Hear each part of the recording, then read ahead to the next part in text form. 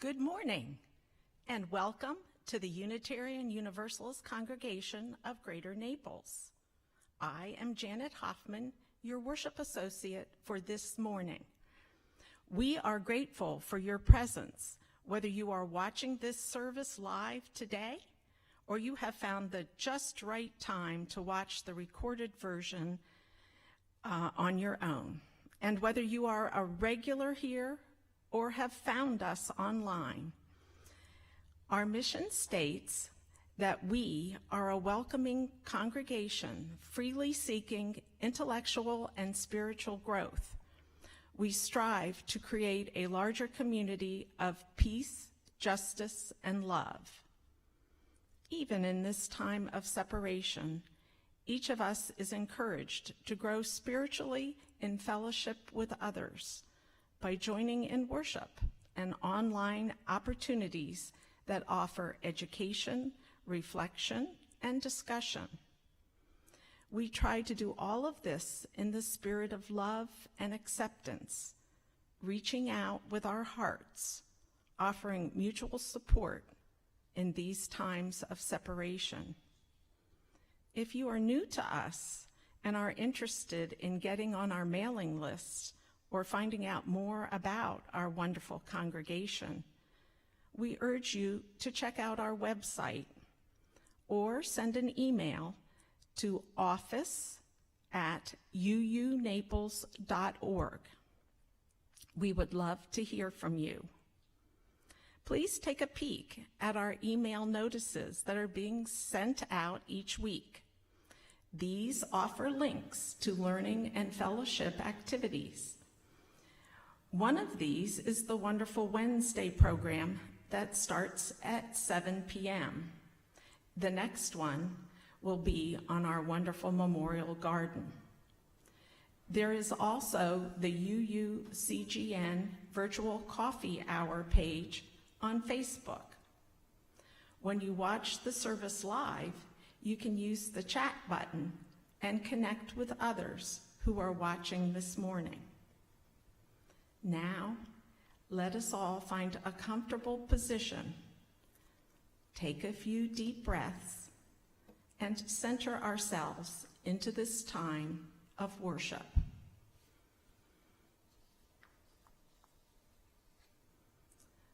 The word courage comes from the Latin word cor, which means heart. According to the poet Mark Nepo, the original use of the word courage meant to stand by one's core, a striking concept that reinforces the belief found in almost all traditions that living comes from the center and is what enables us to face whatever life has to offer. To encourage means to hearten, to impart strength and confidence. This is our work as a religious community, to encourage one another, to be bold in engaging the world around us, as well as what scares us internally, to give one another the confidence and heart to live as fully as possible. With full hearts, we affirm our relationship with one another. We recognize our agency and our connective power, and we accept our responsibility to be bold and courageous. We light this chalice, symbol of all that we are, all that we have done together, and all that we will be, as our shared ministry encourages those within and beyond our walls. Janet will light the chalice.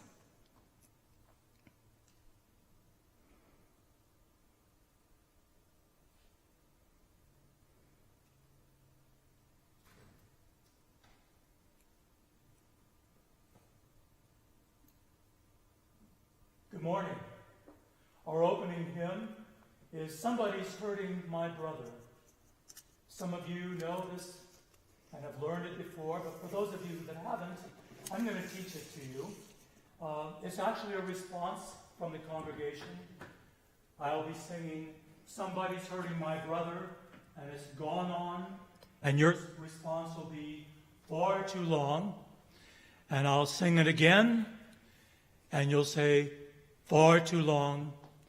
And I'll sing it once more, "Somebody's hurting my brother," and it's gone on. You'll sing, "Far too long." And then we'll sing, "And we won't be silent anymore." Somebody's hurting my brother, and it's gone on far too long. Gone on far too long. Gone on far too long.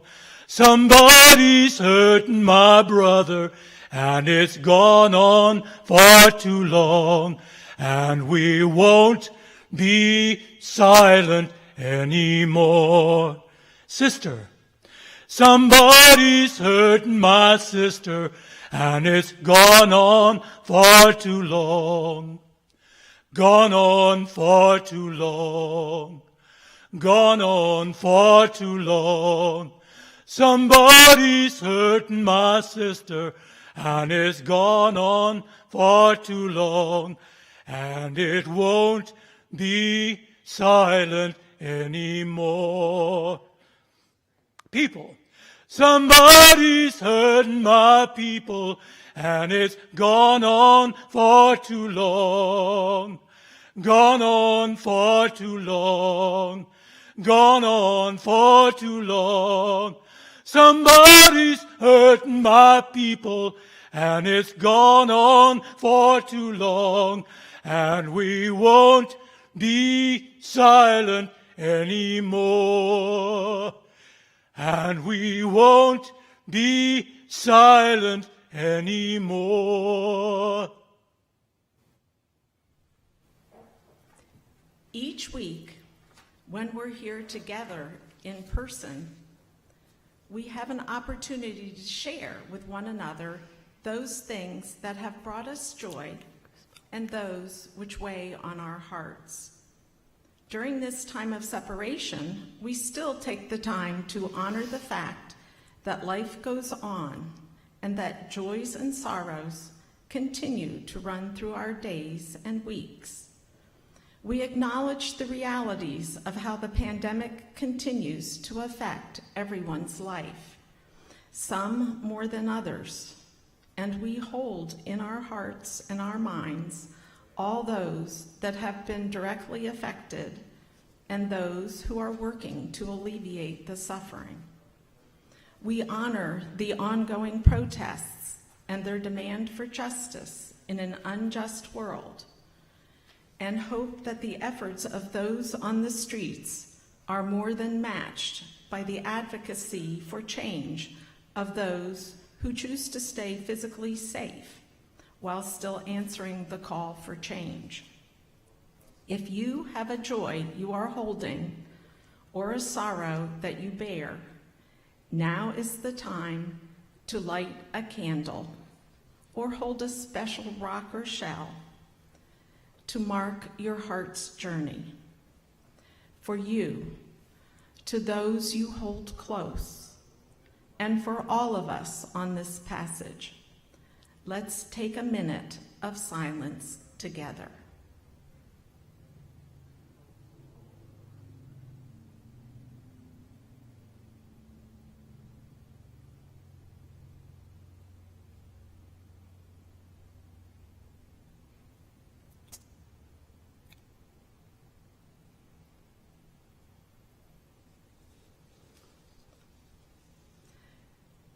Now I have a message to all Unitarian Universalists about policing that was written by our president of the Unitarian Universalist Association, Susan Frederick Gray, and I have edited it slightly. I wanted to write to my sibling white UUs to share how my attitude towards policing has dramatically changed over the last 15 years. As I watch the news unfold this week, I feel brokenhearted and angry. I also feel trauma. And then she describes some of her experiences with the brutality of the police and the Border Patrol. She has a scar on her arm. She talks about a time when her arm was almost broken. And she describes that her experiences are very mild compared to what the people of color near her experienced. One example given was of a Latino man arrested who was right next to her and was beaten unconscious by the sheriff deputies.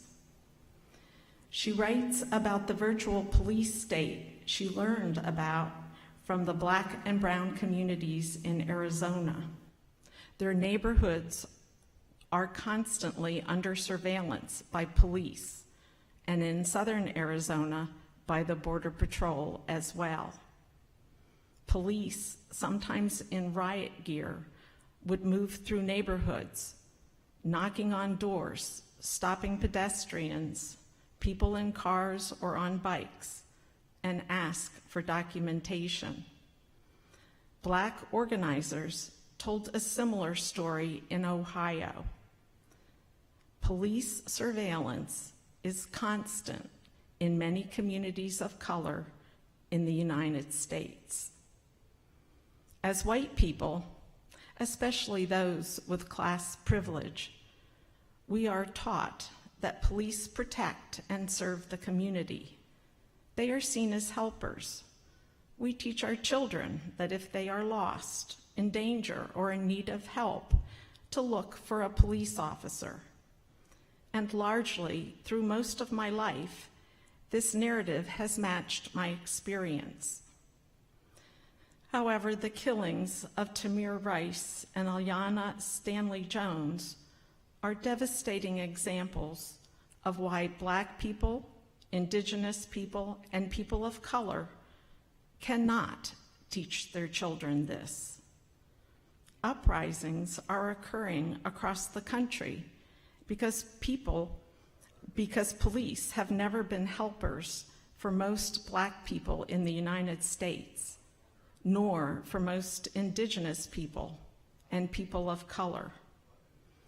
As with many experiences of inequality in this country, white supremacy shields white people from harm while teaching us to disbelieve the lived experience of our Black, brown, and Indigenous neighbors. The system of policing in the United States evolved directly from slave patrols, groups of armed white men authorized to protect white wealth and white safety, and to control and destroy Black lives. It is not coincidental, then, that police have frequently been involved in lynchings and violent enforcement of segregation, including the segregation that persists today. It is not coincidental that Ahmaud Arbery was murdered by a former police officer, or that we are seeing footage of police literally crushing crowds of Black protesters under squad cars and horses. The recent news of Amy Cooper, a white woman who called the police on a Black man in Central Park when he asked her to follow the rules and keep her dog on a leash, and of Tom Austin, a white man, calling the police on Black tenants in his own building. These illustrate exactly what policing in America is: a system rooted in anti-Blackness that assumes and reinforces expectations of white innocence and of Black guilt. What we must come to understand as white Americans is the fundamental role policing plays in upholding white supremacy. The uprisings we are witnessing around this country grow out of generations of injustice for Black communities. There's been voter suppression, environmental racism, mass incarceration, inadequate health care, divestment from schools, lack of employment and housing, and more. As people rise up, sparked by the police crushing the life out of George Floyd in the middle of a pandemic that is killing Black people at disproportionate rates, the response from police and the state has been to yet again try to silence through force the people crying out for liberation and for justice. This brutal, militarized policing system is necessary to maintain such widespread disparity and racial and economic inequality. It is a tool of oppression and not of safety. As I write this, I am also thinking about the people I know who serve in law enforcement. These include members of congregations that I have served, whom I love. I hold your humanity, your worth, and your dignity. This is a corrupt and dehumanizing system that is damaging to those who are agents of it and those who are victims.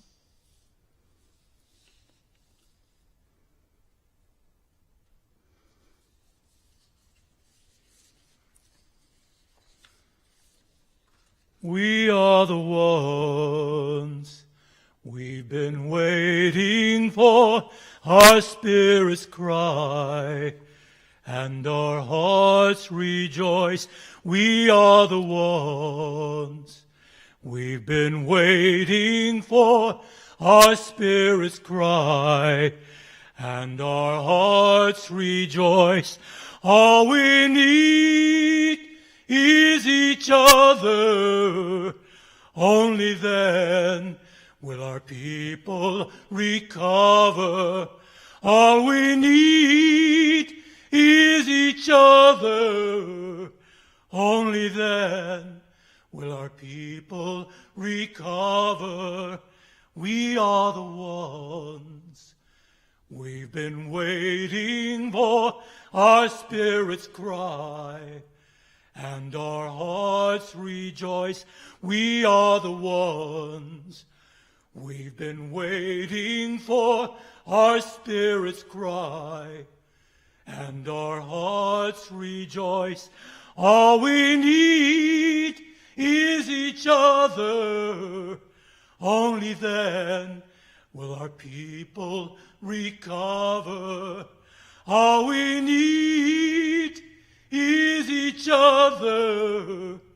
Only then will our people recover. Only then will our people recover. Now is the time for us to express our gratitude for this community, its work, its vision, and all the ways that it nourishes our lives. From its welcoming doors and sheltering walls to its good and generous people. From the sanctuary and its memorial garden to its outreach in the wider community. For all these things and for the ways it works its magic in your life, the morning's offering for the ongoing mission of this congregation will be gratefully received. Please consider mailing a contribution today. You will find our address and lots more about our congregation at www.uunaples.org.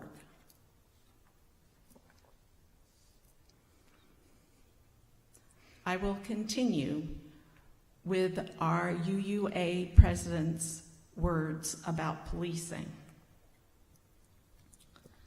I am thinking of the words of Julia Ward Howe, who wrote the Mother's Day Proclamation as a day when women should leave their homes and gather in the streets, demanding, "Our sons shall not be taken from us to unlearn what we have been able to teach them of charity, mercy, and patience." Howe was mobilizing women to demand an end to war. And today, we, white UUs, need to join the Black-led, people of color-led organizing that is demanding we defund policing, defund the system that has created mass criminalization and mass incarceration of millions of Black, brown, and Indigenous people. This system has devastated Black, brown, and Indigenous communities. It has eroded any pretense of democracy, and it has starved our communities of the resources they need to thrive. While our law enforcement, prison, and military investments grow financially, education, housing, healthcare, and social safety net programs starve. Indeed, we have chosen criminalization rather than respond to the needs when there's poverty, addiction, mental health issues, and homelessness. We must demilitarize and defund the police. We must defund and decarcerate the jails.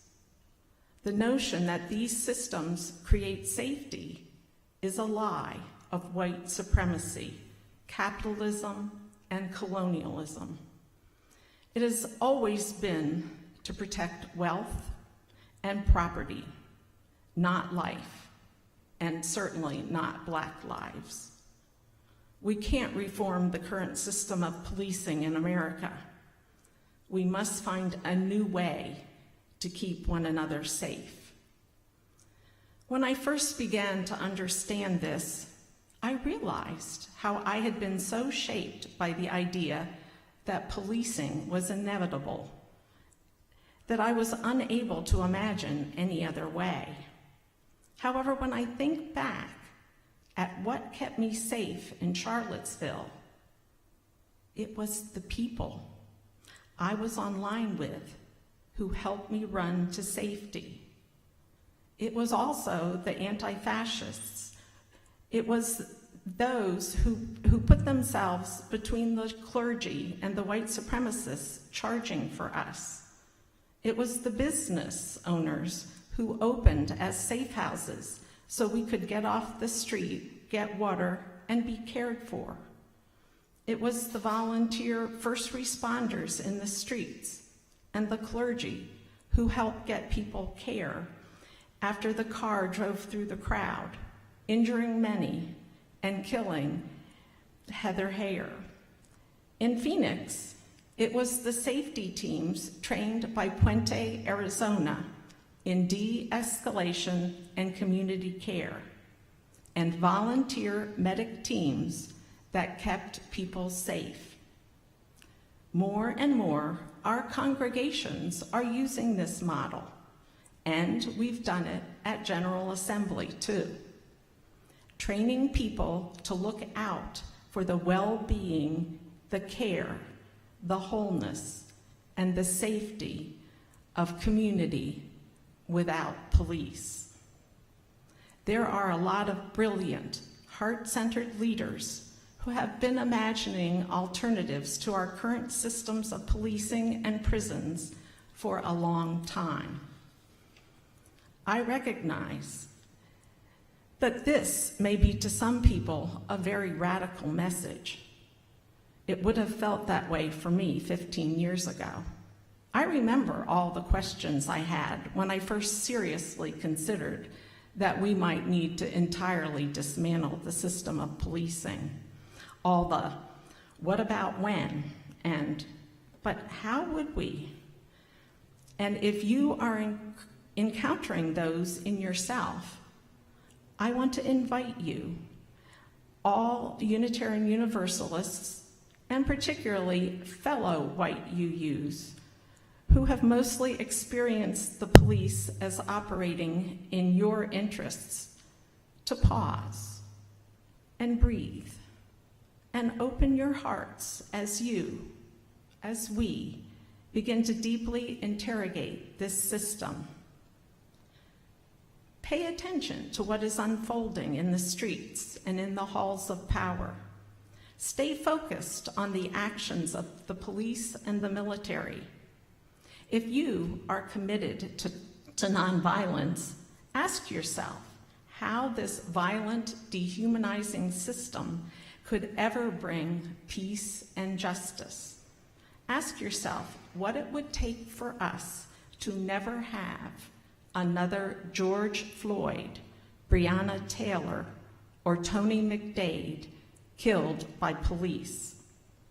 What would it take for us, individuals, congregations, communities, to make a commitment to not call the police again? What does care and safety and well-being look like when safety is not reliant on military police and prisons? I invite you in this moment to lean into your spirit, to pray in whatever way you do, and to ask, what does your faith call from you in this moment? This is a time in our country when so many insidious forces seek to divide us and give us false and empty dichotomies that will only lead to more destruction. We need to remember our Unitarian Universalist values at this time, to remember that we are one in creation, one in God, as our Universalist forebearers said. We are in this together, and we need each other to survive. These are frightening, devastating times. How we show up in this time and where we put our hearts, resources, and commitments will define who we are and what the future holds. We must all find ways to support the uprisings.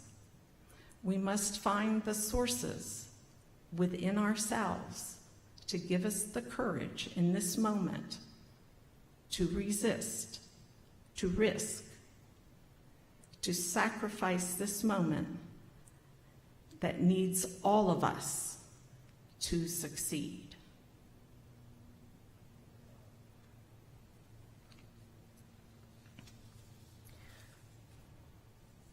I invite you to deepen into a time of meditation. I'll be showing some pictures for a visually guided silent meditation. These are pictures and words of anti-racist actions in our community that are open and available to you.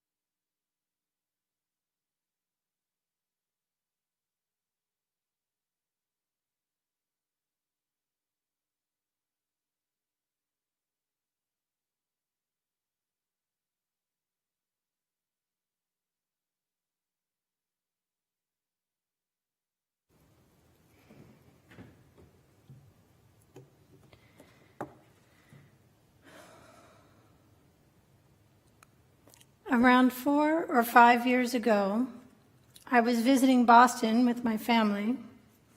My child was around 6 or 7 years old.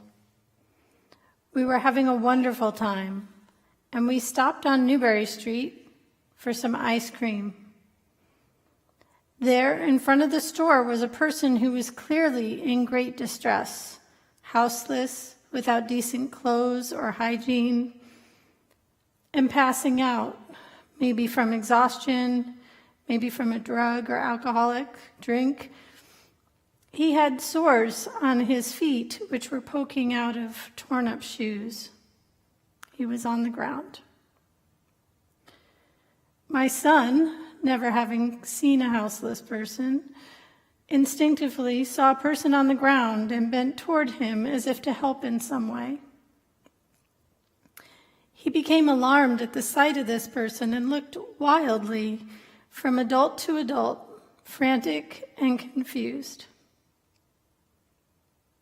He was horrified that we had all walked past this man on the ground, that no adult in his world was doing anything about the suffering of this man.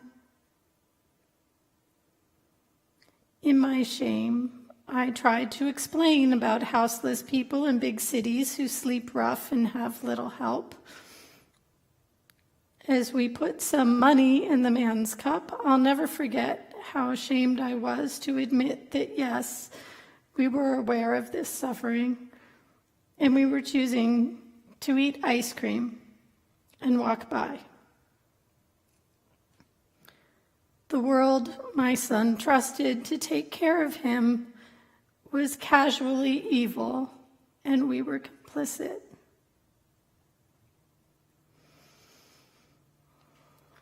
My son is now 11, and the other night we watched Selma, the film by Anna DuVernay about Martin Luther King Jr.'s march from Montgomery to Selma, Alabama.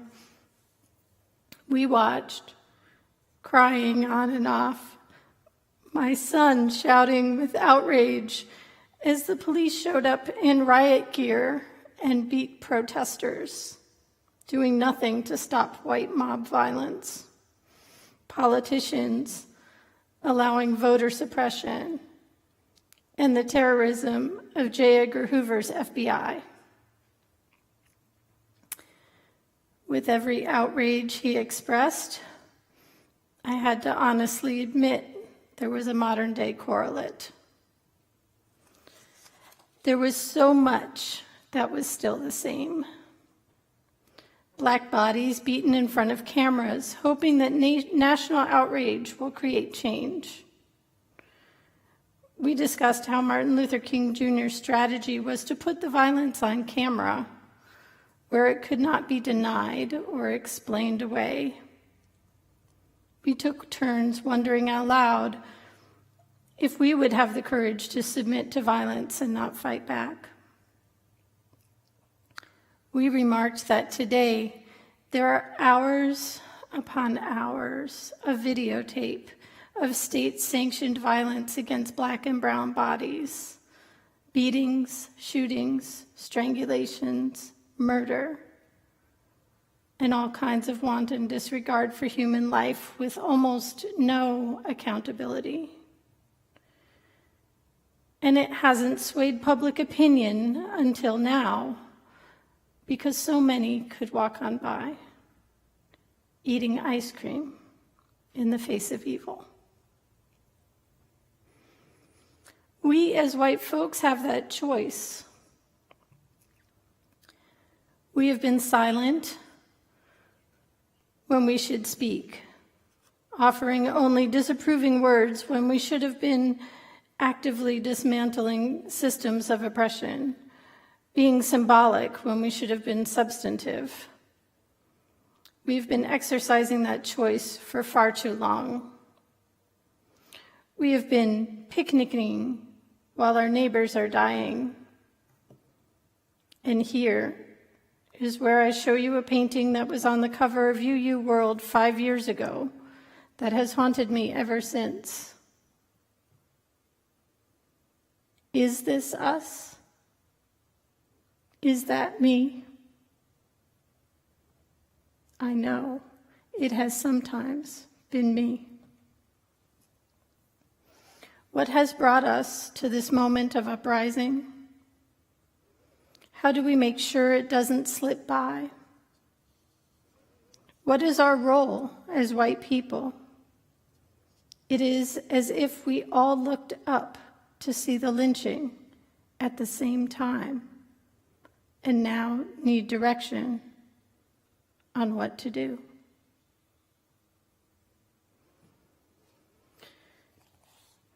The last few weeks have been incredible, heartbreaking, profound, and hopeful. It took a pandemic for all of us to focus on the same thing at the same time. And look what we can do when we act together. The anti-racism organization that I'm in, Southwest Florida Showing Up for Racial Justice, has been overwhelmed by newcomers, and the demand for action is intense. In a moment of frustration before the big protest that we planned at the courthouse, I turned to a friend of mine and I said, "Where on earth were all these folks when Trayvon Martin was killed?" And she said, "Ellen, they were in middle school."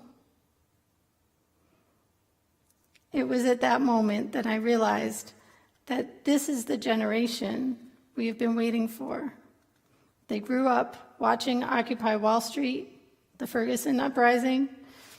They were students marching against gun violence, and they have come of age in the shadow of fascism in the White House.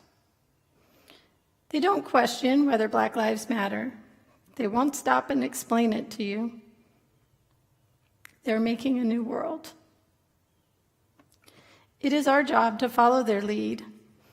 There are activists who've been working on these issues for 25 years who are having their wildest dreams realized. We are ready, they say. Bring it on. But wait, you say, I'm trying to catch up. I'm just understanding why being colorblind is bad and how love in my heart can't overcome systemic oppression. You say, now I have to understand what defund and abolish the police means? And what is settler colonialism? And why do we have to use scary words like white supremacy culture?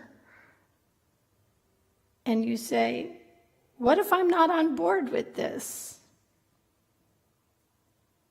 And I say, don't worry. This is happening with or without you. Some of you remember the 60s. Did it matter if you agreed with the fine points of the Black Panthers 10-point program? Number 7 was an end to police brutality, by the way. The movement leaders know what they need, and they will get it done faster with your support. So all you need to do is join up. Welcome. It can feel scary, but the good news is that as you use, we are perfectly suited for anti-racism work. We are experts at holding contradictions, learning about looking within, and letting go of the ego, studying the research and the arguments against white supremacy culture. Here is where I show you 2 charts, because I'm an educator, not a preacher. And the first one is how we move toward anti-racism and away from fear-based reactionary thoughts and actions. This path is well documented, and the UUA and Showing Up for Racial Justice have so many educational resources to help you on this journey. When you step out of that fear zone, you begin to realize how you might benefit yourself from collective liberation. We can hear things differently. Your reluctance to defund the police is directly related to the amount of white privilege you have. Realizing your privilege and knowing how it functions allows you to hear this message. Defunding the police department becomes an invitation to imagine that you have a 24-hour crisis team of trained mental health professionals to call when your loved one has a substance abuse crisis or a mental health crisis. Defunding the police sounds radical until you realize that education, housing, healthcare, and mental health have been being defunded for years while police budgets grow. Here in Collier County, the Collier County Sheriff's Office is 45% of the total budget, and there are still never enough beds for mental health. We have officers in every school, and juvenile arrests continue to escalate. They call it the school-to-prison pipeline. When we are ready to grow, we stop being defensive. We embrace a learning posture and become accomplices in liberation struggles. We begin to liberate ourselves too. We are UUs. We are great at learning and educating ourselves. So many of us are practicing Buddhists or meditate regularly. We learn to let go of our ego and decenter ourselves in the larger world. If these skills are necessary to dismantle white supremacy, then we, as UUs, we got them. Here's the second chart. The second chart is concerning the contradictions that I mentioned. This is harder to understand, but when I saw this chart, I knew it perfectly articulated why so many white folks have had a hard time joining us and moving into leadership positions in the last 5 years. So which is it? Do white folks have to give up our power and privilege? Or do we have to wield our privilege to help others? Are we holding the movement back, or is it ending our silence key to ending discrimination? Do we shut up and listen, or do we speak out?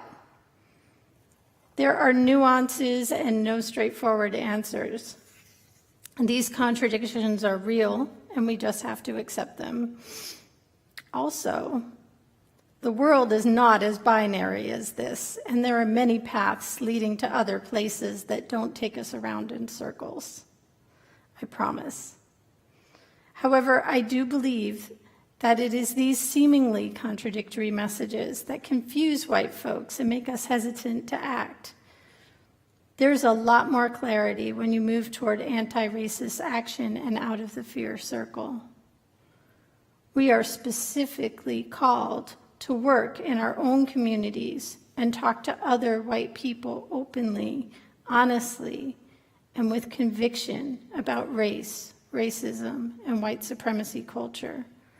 We are called to act, not wait until we understand it all, not wait until we're comfortable, but act, do the next right thing. The UUA has resources. The actions of immediate witness that came from GA last week were calls to end white supremacy culture and settler colonialism. There was a clear and resounding 90% support to bless the current uprising, endorsing demands for an end to brutality and to shift funding from police to community services that actually keep us safe. The Commission on Institutional Change has a step-by-step set of recommendations and policy to help us dismantle the white supremacy culture within the UU congregations. We are UUs. We educated ourselves and came up with an actionable plan. Please familiarize yourselves and your friends with these tools. We are well equipped. We just need to show up and act, despite our fear, despite confusion, despite a lack of familiarity with the terminology or demands. The overall message is that our path forward remains clear. We follow the lead of Black, Indigenous, and other people of color. They know the road to their own freedom. It is not for us to tell them what vocabulary or concepts that we're comfortable with or what methods to use. There have always been visionaries among us who have dreamed of new worlds. Some have dreamed of worlds without slavery, when everyone said, it can't happen, or you're asking for too much. Visionaries dreamed of Black people and white people eating together, voting together, learning together, and praying together. Some dreamed of women having equal rights. Maybe someday we'll finally get there. But we are on the move and moving fast. Some dreamed of gay, lesbian, bisexual, transgender, and queer liberation. We are well on our way on that count too. Every step of the way on these paths, there were uncomfortable folks eating ice cream, folks pleading for incrementalism. They were eventually swept up in the collective liberation. We are all benefiting from these liberation struggles every day. Every missing and murdered woman, Indigenous, trans, Latinx, will benefit from defunding and abolishing the police. The police who let murders go unsolved, who have let their rape clits collect dust. Yes, we'll have to envision a new way to care for each other and keep each other safe. If we do this right, we all win. We move toward collective liberation. White supremacy damages our souls, forces us to believe that oppression and inequality are inevitable, that brutality and violence is an integral part of society. But we know better.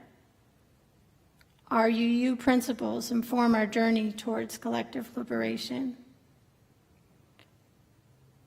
One of the founding members of Showing Up for Racial Justice, Carla Wallace, was interviewed by NBC recently. She said what she usually says: in this moment, white silence is the greatest impediment to those in power making changes that are needed. She said, I don't use the word ally because that tends to create a situation where I'm helping someone else. It's not her help that's needed, she said. She said, it's about me joining whatever power I have with the power that Black and brown people have. It's about what is our mutual interest in working for a different society. We must move from it being something that we do when we have time on a Saturday to something that we do because our lives depend on it, because they do. I hope that during the meditation you had a chance to reflect on all the authentic anti-racist actions that are available to you through Showing Up for Racial Justice and also here at UUCGN and out in the community. I hope you noticed that only one slide showed folks protesting on the street, which is a necessary activity, but not the main one. There's a lot of work to do that is substantive, not photo ops and vague consciousness raising. We hope you join us. Another world is possible. In fact, it's on its way. So don't wait for that train. Don't just wait. Buy a ticket, pack your bag, and join us. Welcome. We're so glad you're here.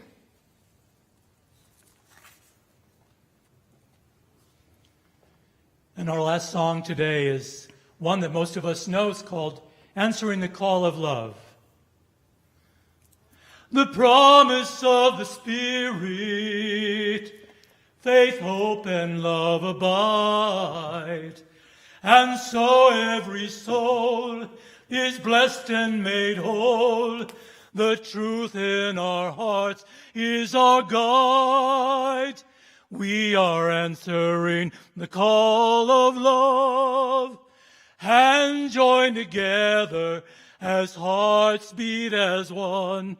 Emboldened by faith, we dare to proclaim we are answering the call of love.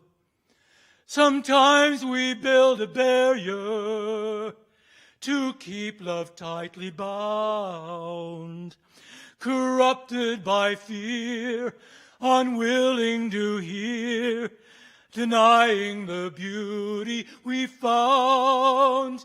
We are answering the call of love, and join together as hearts beat as one. Emboldened by faith, we dare to proclaim We are answering the call of love. A bright new day is dawning, where love will not divide. Reflections of grace in every embrace, fulfilling the vision divine. We are answering the call of love, and join together as hearts beat as one. Emboldened by faith, we dare to proclaim, we are answering the call of love. We are answering the call of love.